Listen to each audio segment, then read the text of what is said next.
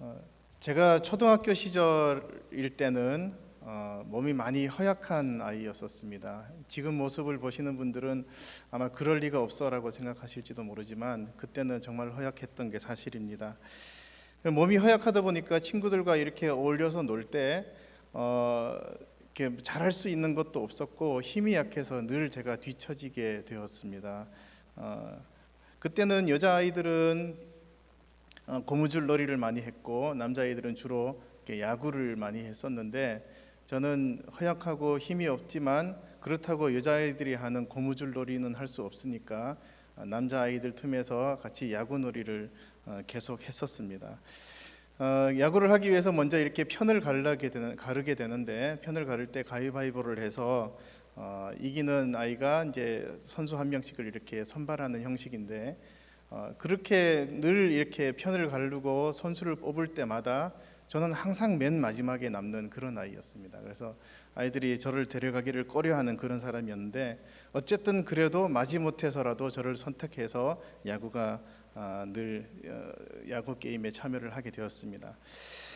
제가 야구 배트를 손에 들고 타석에 서게 되면 친구들은 전혀 긴장하지 않고 제가 하는 것을 구경하듯이 이렇게 서 있습니다. 왜냐하면 제가 공을 잘 칠 리가 없기 때문에 그렇죠. 그래서 그 친구들의 기대에 제가 부응하기 위해서 늘 삼진 아웃을 당했어요. 그리고 어쩌다가 이렇게 공을 치게 되면 공이 멀리 나가지 못하고 가까운 곳에 뜨기 때문에 저는 늘 이렇게 아웃을 당하는 그런 아이였습니다.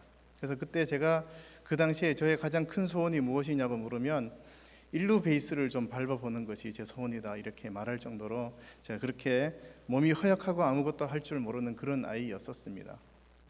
그런데 한 가지 중요한 사실이 있는데요. 제가 이렇게 한결같이 야구도 못하고 달리기도 못하고 몸도 허약하고 그래서 친구들이 제가 같은 편이 되는 것을 별로 좋아하지 않는 그런 아이였음에도 불구하고 한 번도 저를 따돌리면서 너는 약하니까 야구를 하지 말아라 라고 그렇게 말하는 친구가 없었습니다. 제가 자란 곳이 저기 시골이어서 그래서 아이들의 마음이 이렇게 좀 순박했었는지는 모르지만 어쨌든 제가 허약하다는 이유로 잘할 수 있는 게 없다는 이유로 차별을 받거나 또 소외를 당하거나 불이익을 당하는 것은 없었습니다. 그리고 또 친구들이 저를 한 번도 안타까운 눈으로 바라본 적도 없고요. 그리고 제가 건강해지도록 막 이렇게 도와주려고 애쓴 적도 없습니다. 그냥 제가 허약한 아이라는 것을 알고 야구 실력이 부족하다는 것을 알지만 그냥 저와 함께 있는 그대로 받아들이고 함께 놀이를 했었던 그런 기억이 있습니다. 만약에 그 시절로 타임머신을 타고 돌아가서 내가 이렇게 허약하고 아무것도 할 줄 모르는 아이인데 왜 나를 이렇게 놀이에 같이 끼워 주었느냐라고 그렇게 묻는다면 그 친구들이 과연 어떻게 대답을 할까요? 제가 생각할 때는 예상 답안이 있습니다. 그 친구들은 제가 불쌍해서도 아니고 또 저를 도와주고 싶은 마음에서도 아니고 그냥 이렇게 대답할 거예요. 친구니까 라고 대답할 겁니다. 그 친구니까 라고 하는 이 말 속에 친구에 대한 존중하는 마음과 또 배려하는 마음이 다 담겨 있기 때문에 더 이상 왜 친구인데 왜 그렇게 했습니까? 라고 설명해 줄 필요도 없을 정도로 친구들이 저를 기본적으로 배려하는 마음이 있었던 것입니다.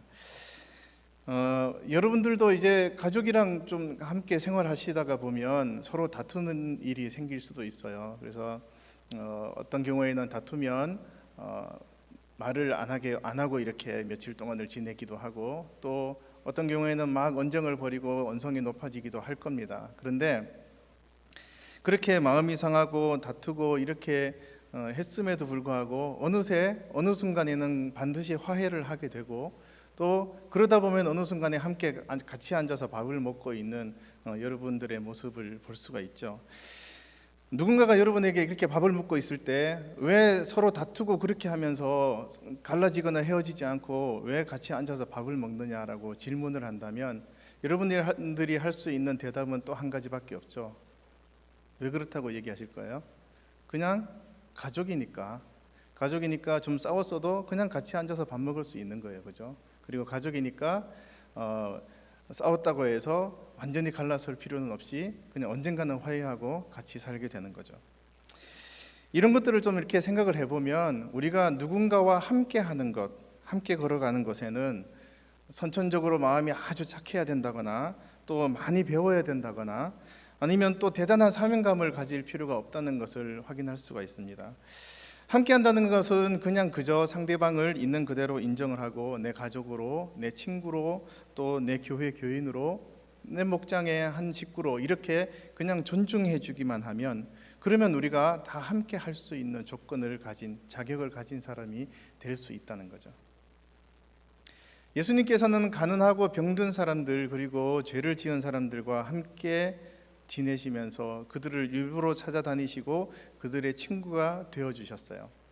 예수님께서 왜 굳이 연약한 사람들을 더 찾아다니면서 그렇게 도와주셨을까요? 그것은 예수님이 어려움에 처한 사람들을 더 많이 사랑해 주시는 마음이 있어서 그런 것이 아닙니다.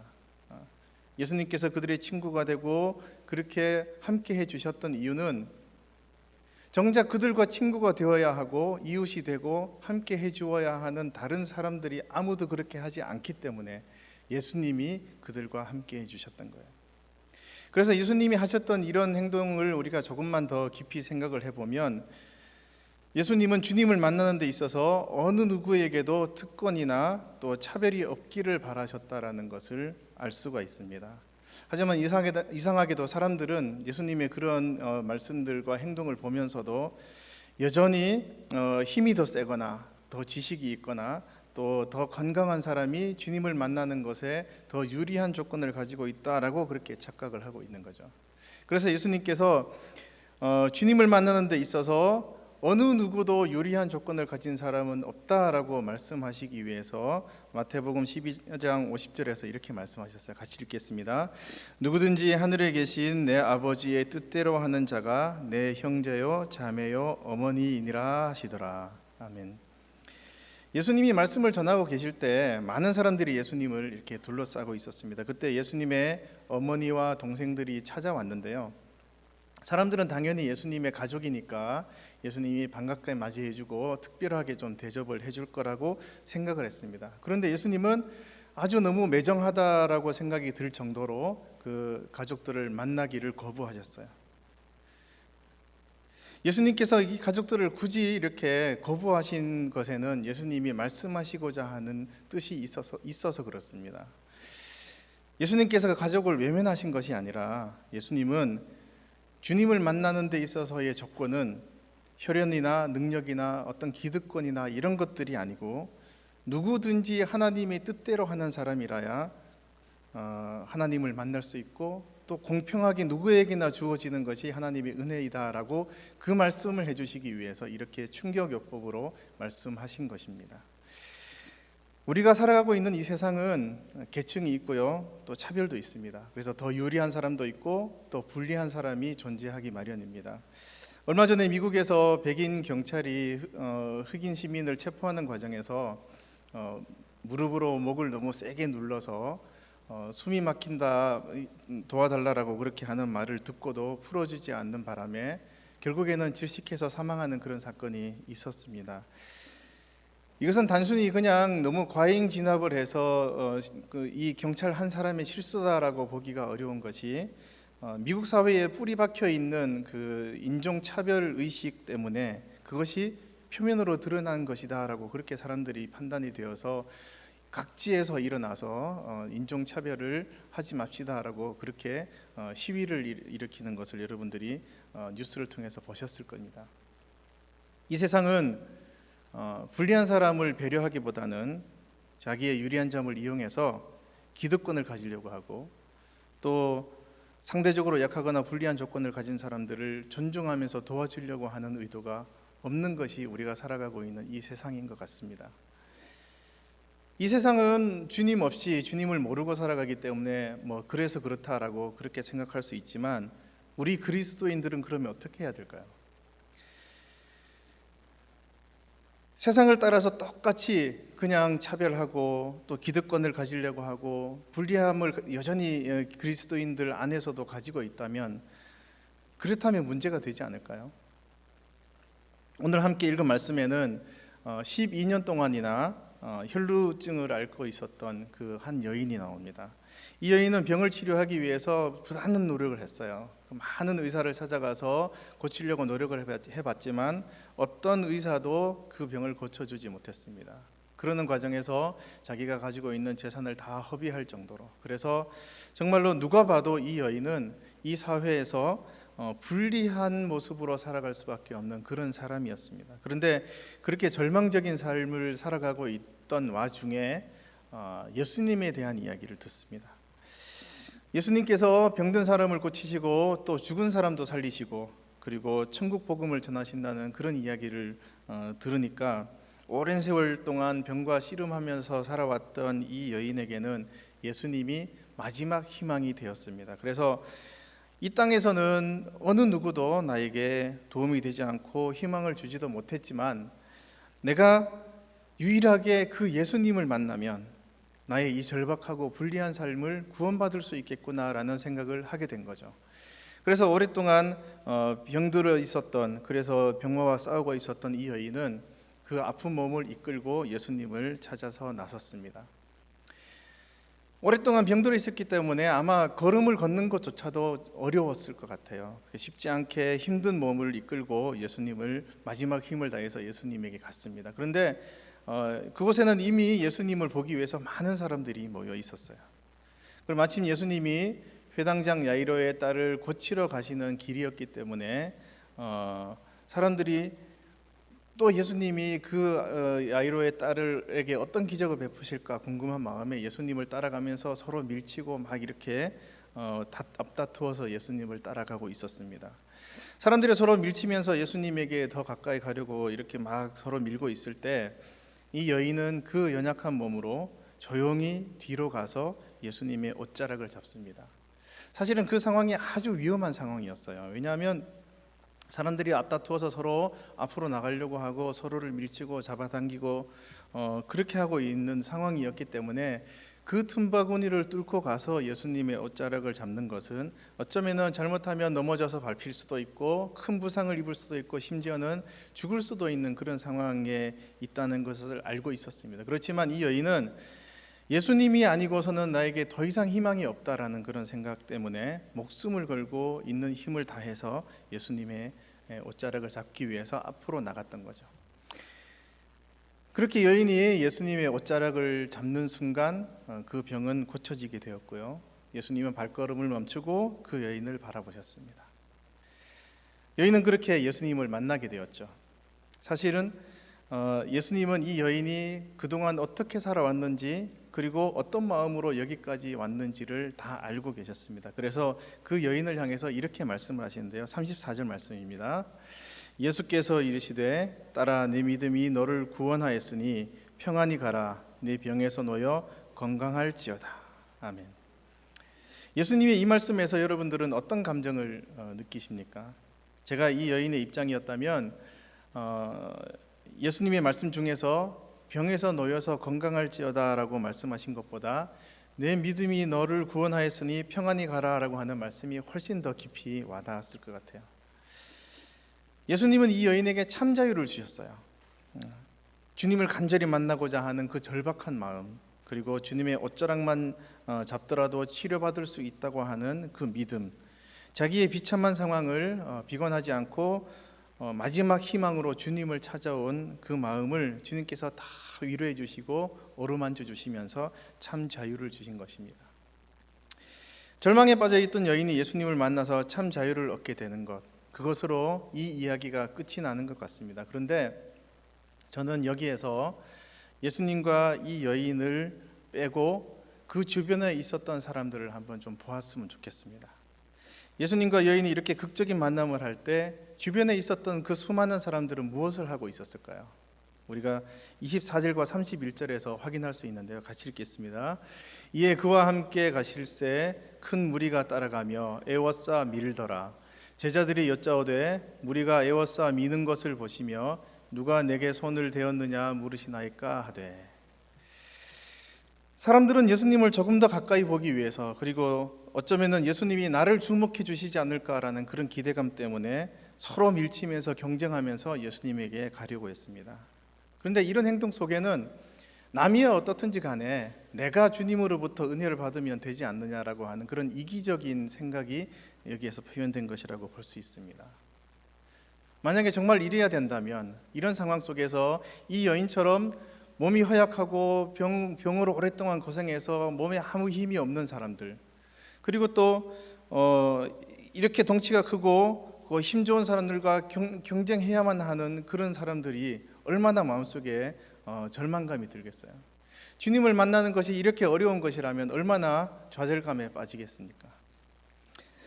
그런데 안타깝게도 그 순간에 서로 밀치면서 예수님을 만나려고 했던 그 사람들 중에 단 한 명도 이 여인을 발견했던 사람은 없습니다. 오직 예수님만 이 여인을 발견해 주셨어요. 이 사람들의 이런 모습 속에서 사실 우리가 우리 스스로의 모습을 좀 점검을 했으면 좋겠어요. 어쩌면 나도 예수님을 믿고 그분을 전한다라고 이렇게 하면서 정작 내가 주님의 복을 누리느라고 예수님을 꼭 만나야 하는 사람들을 외면하고 있지는 않았는가? 주님을 믿는다고 하면서 나의 힘과 나의 재력과 나의 능력을 과시할 줄은 알면서 마치 내가 하나님의 복을 더 많이 받아서 그렇다라고 그렇게 우쭐대고 있지는 않았는가? 정말 주님을 만나야 하는 사람들을 미처 발견하지 못할 뿐더러 주님을 꼭 만나야 되는 그 사람들을 내가 가로막고 서서 방해를 하고 있지는 않았는가? 주님은 나를 위해서 몸바쳐 희생하셨는데 나는 어느 누구에게도 희생하지 않고 여전히 이기적인 모습으로 내가 더 받기만을 바라고 있지는 않았는가? 이런 모습들을 우리 속에 있지 않은지를 한번 점검해 볼 필요가 있을 것 같습니다. 마가복음 2장에는요 예수님을 반드시 만나야 하는 또 다른 한 사람이 나옵니다. 그런데 같은 절박한 이유로 주님을 찾아왔는데 그 이후의 상황은 좀 사뭇 다르게 펼쳐집니다. 마가복음 2장 3절 4절을 함께 읽겠습니다. 사람들이 한 중풍병자를 네 사람에게 메워 가지고 예수께로 올세 무리들 때문에 예수께 데려갈 수 없으므로 그 계신 곳에 지붕을 뜯어 구멍을 내고 중풍병자가 누운 상을 달아내리니. 예수님이 가버나움이라고 하는 지역에 가셨는데요, 예수님이 오셨다는 소문이 들리니까 사람들이 또 막 순식간에 몰려들었습니다. 왜 그러냐면 얼마 전에 한센병자를 예수님이 고쳐주셨는데 그렇게 하면서 절대 아무에게도 말하지 말라고 말씀을 하셨는데 이 사람이 너무 기쁜 나머지 막 다니면서 동네에 소문을 다 냈습니다. 그래서 예수님께서 피신하다시피 나가셨다가 다시 오시니까 사람들이 그 소문을 듣고 예수님을 보기 위해서 다 몰려들었던 것이죠. 그래서 예수님이 계신 집을 사람들이 또 다 꽁꽁 에워쌌습니다. 그렇게 사람들이 몰려들고 있는 그 시기에 그 시점에 또 예수님을 반드시 꼭 만나야 되는 또 한 사람이 또 오게 된 거죠. 중풍병에 걸린 사람인데 몸을 움직일 수가 없어서 그 사람을 부축해서 오기가 힘들어서 누운 채로 침상째로 그대로 들고 어깨에 들쳐매고 4명의 친구들이 예수님을 찾아온 겁니다. 와서 보니까 사람들이 온 집안을 다 둘러싸고 있어요. 도저히 주님께로 접근하기가 힘드는 그런 난관에 부딪혔습니다. 그런데 그렇게 접근할 수 없다는 것 때문에 포기하지 않고 친구들은 물러나지 않았습니다. 그래서 어떻게든 내 친구를 예수님 앞으로 갈 수 있도록 해주기 위해서 뒤로 올라가서 지붕을 뜯어내고 거기에서 침상째로 밑으로 내려서 예수님을 만날 수 있도록 해주었습니다. 만약에 친구들이 주님을 만나게 해주려고 침상째로 이렇게 메고 오는 수고를 했는데 막상 와보니까 주님을 만나기가 힘드는 그런 상황이 닥쳤다고 했을 때 그래 뭐 우리는 여기까지 온 것만으로도 수고를 많이 했고 할 만큼 했어 라고 이렇게 생각하면서 그냥 오늘은 아닌 것 같으니 돌아가자 라고 이렇게 결정을 했다면, 그렇다면 이 중풍에 걸려 있는 이 사람은 주님을 만날 수도 없었을 것이고요, 그리고 병을 고칠 수도 없었을 것이고, 또 예수님이 베푸시는 죄사함의 은혜도 경험하지 못했을 것입니다. 하지만 지붕을 뜯어서라도 반드시 친구가 주님을 만날 수 있도록 해주어야겠다라고 하는 그 친구들의 그 적극적인 행동 때문에 예수님께서는 감동을 받으셨죠. 이 사람들은 나 혼자만 은혜를 받을 수 없다, 나 혼자만 주님을 만날 수 없다, 내가 이 친구와 꼭 반드시 같이 주님을 만나야겠다라고 하는 친구를 향한 절절한 사랑의 마음이 그 친구들의 행동 속에서 읽을 수가 있는 것이죠. 내가 주님을 만나는 것이 중요한 것만큼 주님을 꼭 만나야 하는 그것이 가장 중요한 사람들이 우리 주변에 반드시 있습니다.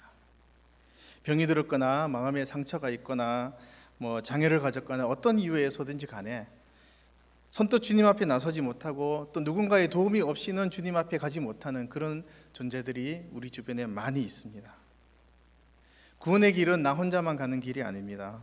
누군가와 경쟁해서 이겨야지만 갈 수 있는 그런 길도 더더욱 아닙니다. 아무리 불리한 조건을 가지고 있다 하더라도 주님 앞에 나가는 길만큼은 아무런 어려움이 없이 갈 수 있어야 되는 것이죠. 그런데 그들이 주님 앞에 아무런 어려움이 없이 갈 수 있도록 하기 위해서 누가 필요할까요? 주님은 그 일을 위해서 저와 여러분들을 부르신 것입니다. 내가 받은 구원에 감사하면서 그냥 내가 구원받았으니까 행복합니다 하고 그렇게 내 구원을 누리고 나의 은혜를 즐기면서 사는 그런 이기적인 삶을 살도록 주님이 허락하지도 않으셨고 기뻐하지도 않으십니다. 우리는 주님을 만나야 하는 사람을 꼭 찾아내야 되고 그들의 손을 잡고 함께 주님께로 가는 것이 우리에게 주어진 하나님의 사명이라는 것을 믿으시기 바랍니다. 주님께로 함께 가려면 그러면 무턱대고 손을 잡고 막 이렇게 세우면서 우리 주님께 가야 됩니다라고 이렇게 말하면 되는 것일까요? 근데 그냥 무턱대고 가는 것은 또 불가능하겠죠. 그래서 우리는 주님께 함께 가기 위해서 공부를 해야 됩니다. 공부는 책을 펴놓고 필기하면서 시험 보고 이러는 공부가 아니고요. 사람에 대한 공부를 해야 될 필요가 있습니다.